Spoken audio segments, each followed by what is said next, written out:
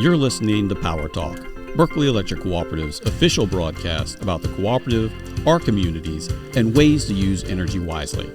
And now, let's join our hosts for today's episode. Good morning and welcome to Power Talk. I'm Micah Ponce, the Communications and Media Specialist here at Berkeley Electric Cooperative. Can I say that any faster? And joined, as always, by my co-host, Ms. Libby Roig, the Director of Marketing and Communications. Good morning, Micah. It's Good morning. Summertime. The living is easy and hot. It's hot. And speaking of hot, we got a hot guest in the studio today. Miss Loretta Moore. Welcome back to Power Talk. She is one of our resident energy specialists, and she is here to help mitigate the hot. Yes, I'm happy to be back. Thanks for inviting me back. Happy to be here to share some tips on what our members and listeners can do to save energy during the summer. Summertime, we got all kinds of things going on. It's hot. We got hurricane season. Mm-hmm. It's humid. Mosquitoes are back. Why do we live in the South again? Thunderstorms. Yeah. Summer thunderstorms. Snakes. Ants. I saw a bunch of those black and yellow grasshoppers are invading my yard again and eating up anything that stands still in terms of plants. So, yeah, wonderful place we chose to live here in the Low Country. Well, and in the Low Country, there are several energy providers, and all of them are a little bit different. You have Dominion, which is a for-profit utility. Santee Cooper is state-owned, so they're a government entity. And then you have us. We're a co-op, and we operate as a not-for-profit. So anytime we get into high usage times of year, summer, that's why we're here today, or in the winter, people's bills go up. And some folks may not be aware that we have a whole team of folks whose only job is to help you use just the amount of energy that you would like to use and to help keep your home comfortable as well. So that's Loretta's mission. And Loretta, give us a little refresher on your background. And now, why should we believe you? Yes. Why are you a reputable source? No, I've been with the co-op about 4 years. Have a very heavy background in energy management. I'm certified to do energy audits through BPI. Have an engineering degree, and pretty much my whole career since getting out of college has been focused on helping folks save energy. So. Yeah. All right. Well, I guess we might trust you then. Okay. Thank you. Yeah. I had a conversation with somebody the other day, and they're like, I tell my daughter to make sure she shuts off the lights before she leaves a room. And, that's the old adage because lights used to be less efficient than they are now. The old incandescent, they use more energy and they put off heat. So it was a good idea to shut them off. But now with the prevalence of LED, they're super, super cheap to run lights. So while it's good to get in the habit of shutting off lights, but it's not the driver of your energy usage and your electric bill. Loretta, what makes up about half of your annual cost? About half of your annual cost is going to be your heating and cooling. Whether you have, electric for everything or you have electric for the cooling and gas for the heating, that makes up about 50% of your, utility costs for keeping the comfort in your home. So where you set your thermostat has a direct influence on your bill. And why does your bill go up if you don't touch your thermostat? That's a common refrain that we hear from a lot of our members. I didn't touch my thermostat. Right, yeah. I haven't done anything differently. I haven't touched my thermostat, but my bill keeps going up. Yep. So let's say, you keep your thermostat at 78, which is, the good temperature for energy efficiency with your cooling. And it's 90 degrees out today and then 97, 100 degrees tomorrow. Even though that temperature is still set the same, because it's warmer outside, that unit's going to have to run more. So the bigger the difference between what you've got your temperature set inside and what it is outside, the more that unit's going to run. So Yeah, and then humidity also plays a key to that as well, doesn't it? Yes, to it some does. degree. I mean, because we, like I said, we live in the low country, and one of the things that we get to do is breathe or drink the air, actually, a lot of times because it's, 80, 90% humidity, which it throws a different wrinkle into the whole heating and cooling equation. Yes, because and comfort in your home. for sure. I mean, your air conditioner is really a big dehumidifier. I guess you could look at it that way, but we have, some members that say, well, I just leave, the front door open. I've got a screen door so the bugs don't come in, and they're running their air conditioners, but you're letting all that humidity in. So you really want to try and limit that. So. Well, and the comfort of your home at, say, 60% humidity versus 50 or 45% humidity is going to be dramatic. It's going to feel so much cooler at that lower humidity level than at a higher, even if the temperature is exact same. Yeah. I mean, we usually tell folks, 55 to 45 is a good humidity level in the house. The house is closed, they're running their air conditioner, and they've got humidity of, let's say, 65%, and then they've got moist air coming in from somewhere. So they need to get that checked out. Yeah. And what's that fancy little drain on the HVAC where all the water runs out? Yes, that's a condenser line. Okay. So it removes the humidity from your house and lets it go outside, and if that gets clogged, that's going to cause issues too. So I was going to say, a lot of times you can sort of get a layman's view of it, or just walking outside, and if it's dripping, then it's good. There's not a ton of humidity. Everything's sort of walking. But if you see water pouring out of there, that's not good. That's usually a sign that there's a little bit too much humidity in your house. Yeah, you probably got a duct leak. Yeah. Right. A duct leak is usually what triggers that. So, or if the unit's running and nothing's coming out, that's also not good, because the water's going to be condensating in that tray up in the attic, and that may cause issues too. But that's more of a summertime thing, though. Yes, because, for sure. We've had questions before. It's like, I see water coming out, during summertime. In wintertime, I don't see any water coming out. Is something wrong? No, it's just because it's not as humid. Right. Those levels of humidity are different summertime to wintertime, especially down here in the South. Talking about energy tips, and the lights, honey, I love you, but I try to, if you listen to this show, keep trying to tell you, me leaving the lights on in the morning isn't that big of a deal.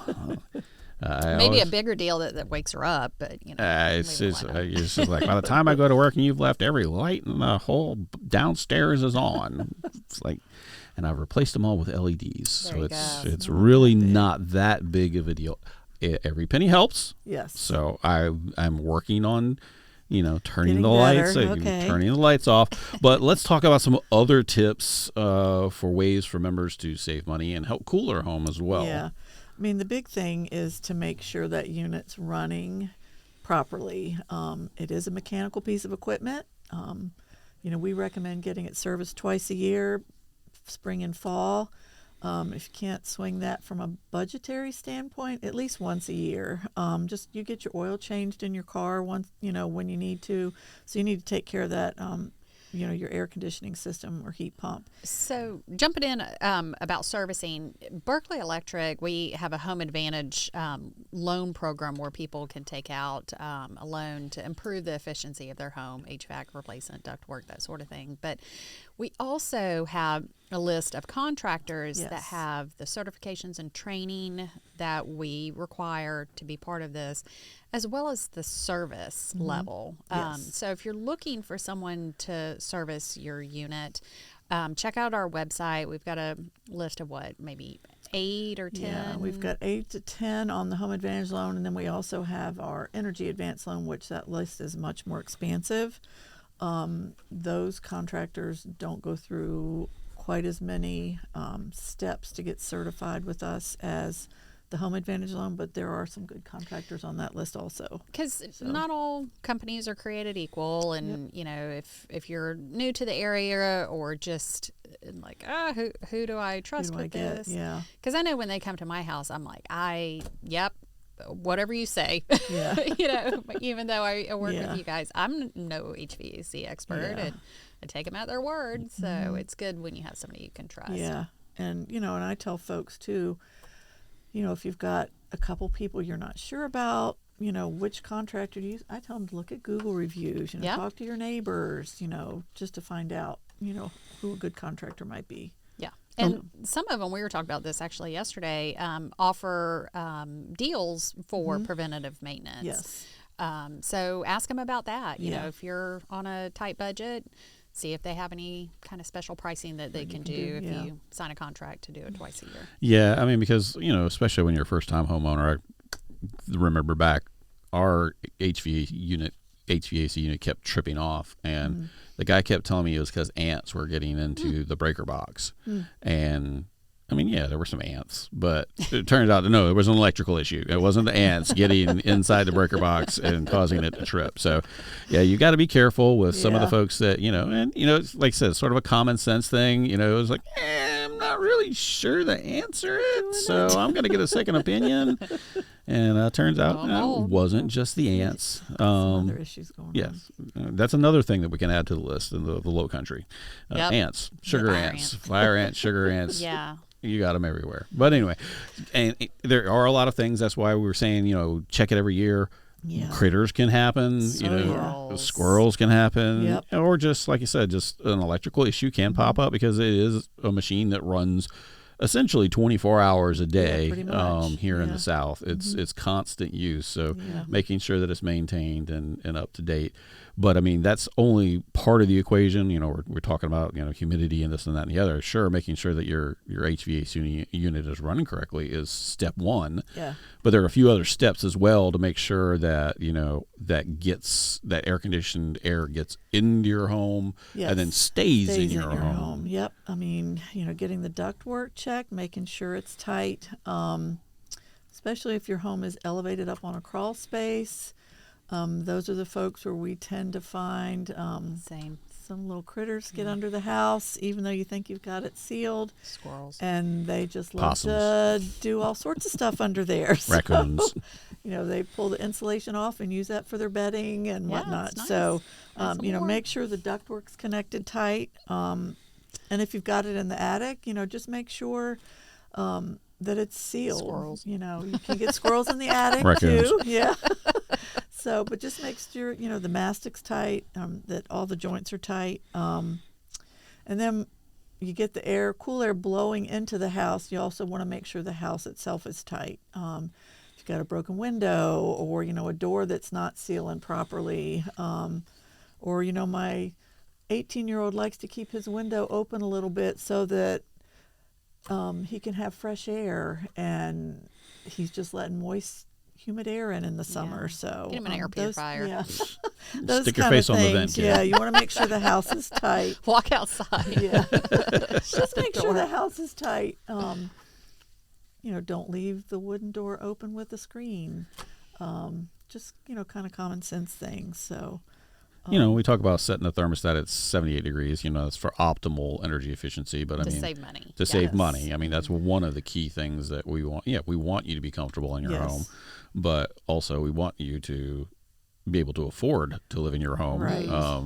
So saving energy is key. So I know that it might not seem like a big deal to move it up or down the dial a few degrees, but I mean, that actually has a effect on the bottom line, correct? Yes. Yeah. For every degree below 78 that you bump that thermostat, you can just figure it's going to cost you about $10 that month for each degree. So if you bump it from 78 to 75, that's $30 extra.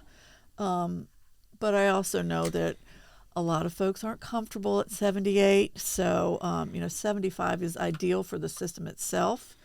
And we would say don't try and bump that thermostat lower than 72, because then the unit's just not going to run efficiently, and you may get too much moisture in the home, which is going to cause all sort of issues. And my sister's family had that exact thing happen. They had it set at 68. I mean, it was just uncomfortably cold in their house during the summertime, and you're wearing a sweatshirt in the summertime. And they started with some moisture problems, condensation on the inside of the house. Well, like in the kitchen, off the cabinets and stuff. And,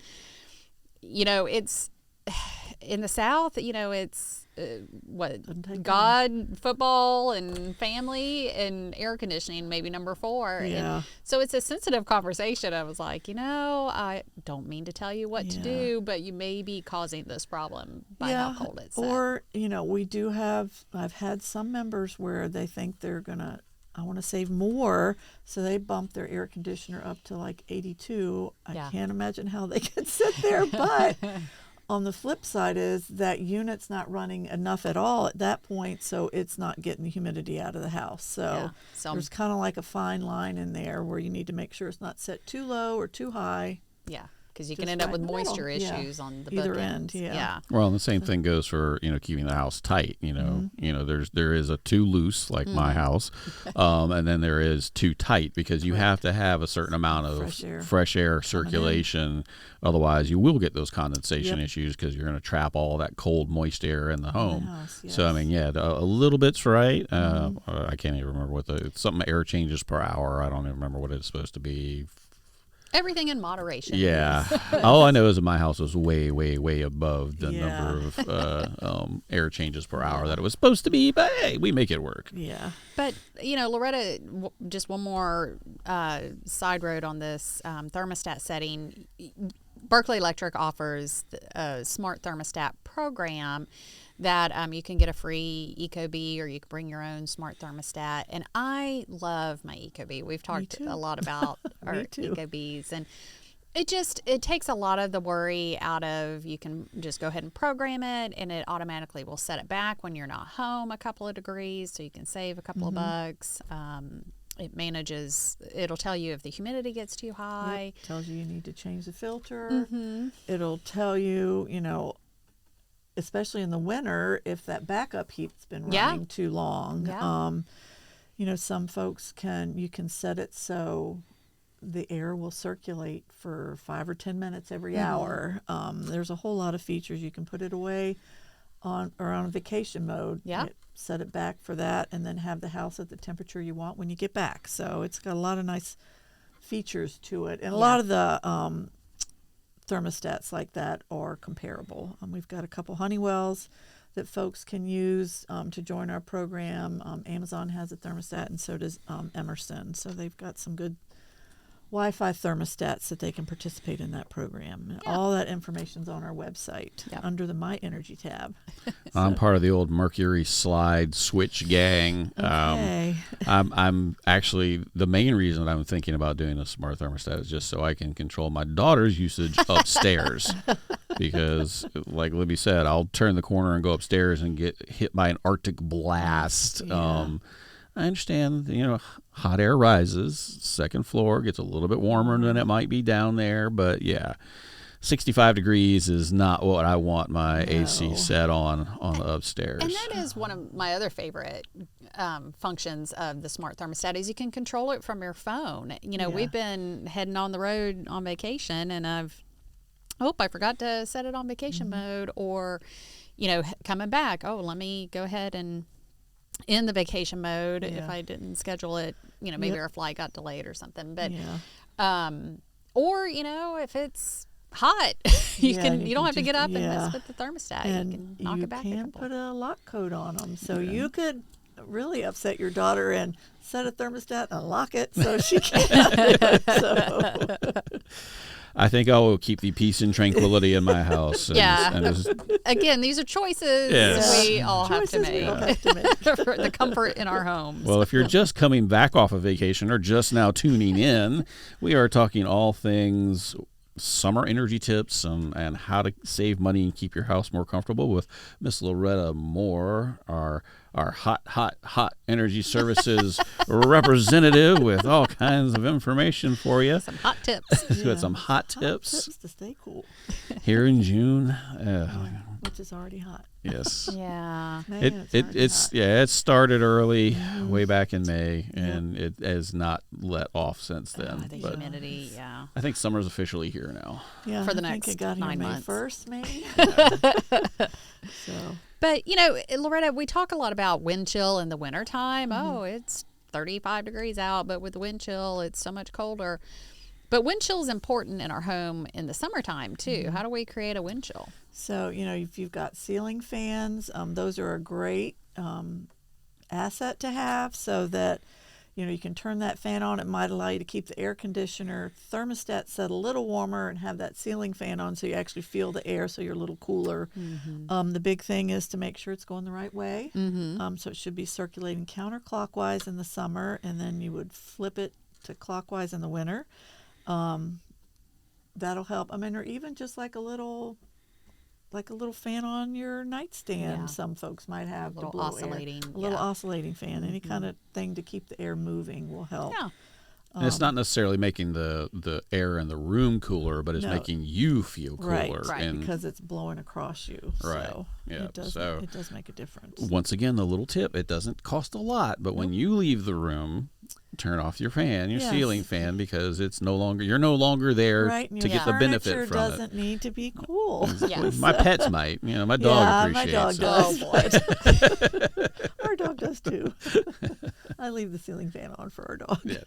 Oh, jeez. Like I said, once again, choices we make. Yes, Yes. we make. Yes. So, another tip, I guess, would be if you've got west-facing windows or southern exposure windows, try keeping the blinds closed, especially during the peak of the day when the sun's glaring in those windows. If you can put trees around your house in the right spot to, shade it some, make sure you plant it far enough away where when it grows, it's not going to be rubbing up against the house and whatnot. Or too close to the power lines. Yeah, or too close to the power lines. Oh, But, yeah. you can strategically put the trees to kind of offer you some shade to help cooling. And Berkeley Electric can help you with that because we have an energy saving trees program that we do an Arbor Day sale. And a lot of folks might be wondering, why haven't we had it already this year?